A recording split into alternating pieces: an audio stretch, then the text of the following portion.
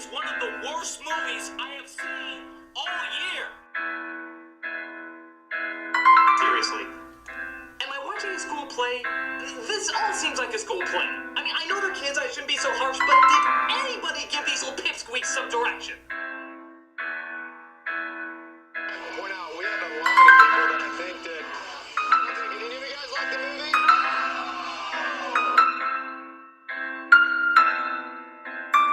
Hello ladies and gentlemen, it's me Cush, and welcome back to Cush's Suffering, my suffering for your amusement.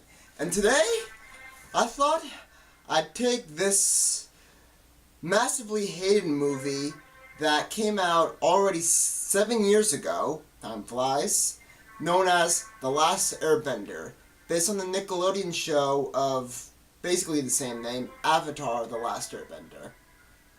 Now, before we start, I want to give some... For the people who follow me on Google+, I'm sure you know what my thoughts on Avatar, but for the people who are new to me, why not tell you? For Avatar, I don't enjoy it as much as I used to. Not to say it's a kid's show, it's definitely not for kids, just I have things I like better, so it's not exactly my favorite thing of all time. Not that I don't like it, just I have things I like more than Avatar. But when it comes to the M. Night Shyamalan movie, it's... Whew, where do I begin with this? Where do I begin? Well, first off, I guess we'll start with my least favorite part of the movie. The lack of creativity. Watch this one scene right here.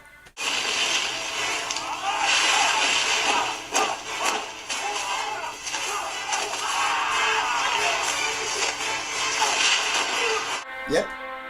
I didn't edit that, or it wasn't fan-made. You just saw that from the actual movie. That's it, Shyamalan?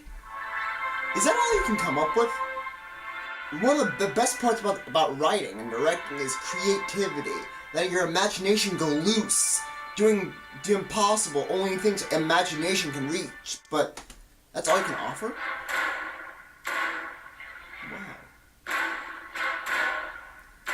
Another thing I don't like about it is the bending, which I know everyone makes complaints about this, but I should do it too. The bending, in the show, it was just a few quick moves, which makes sense, it keeps the action fast. In the movie, it takes like an entire dance session just to do things like throw a pebble or make a little splash.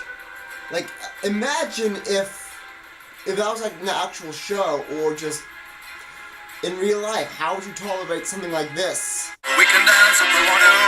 We can leave your friends behind.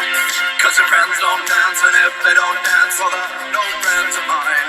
See, we can go where we want to. Places they will never find. And we can act like we come from out of this world. So, it's boring. Very, very boring. Very. Now, but the biggest complaints about this movie is definitely the mispronunciation of names and changes from the show. I know it's an adaptation, you gotta make changes, but all these changes are ridiculous. They mispronounce basically everything. What? Also, I think they call the movie an Agni Key instead of an Agni Kai. I think that's how it's pronounced in the show. It's been a while since I've watched it. And I also don't like how they switched up the races. I don't know if this counts as racist or not, but, you know, Katara and Sokka, their people were like an Indian, I think, or Eskimos. The Firebenders were, you know, I think Japanese, and I can't really tell the Earth and Wind Airbenders very much. I think it's racist, and just weird in general. Not to mention, so many people were out of character. Aang was this tormented child who did nothing but whine. I know he's a kid going through some hard times in life, but in the show, he was funny. You know, doing all those, you know, the little air ball thing he sat on and went around. And Sokka was the funny one in the show. In this movie, he was nothing but this, yeah, let's do this, let's do that kind of guy. Katara, she didn't really do anything.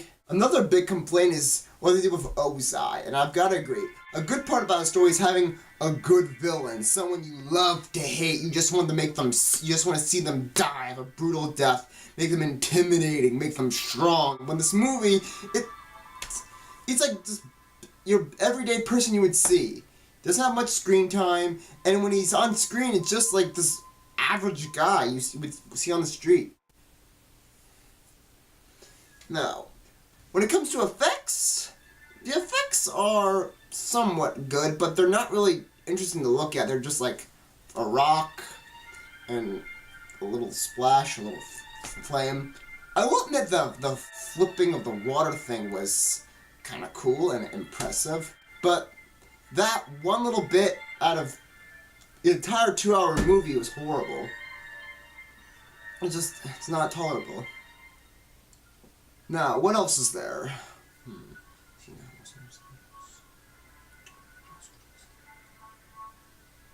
Oh yeah!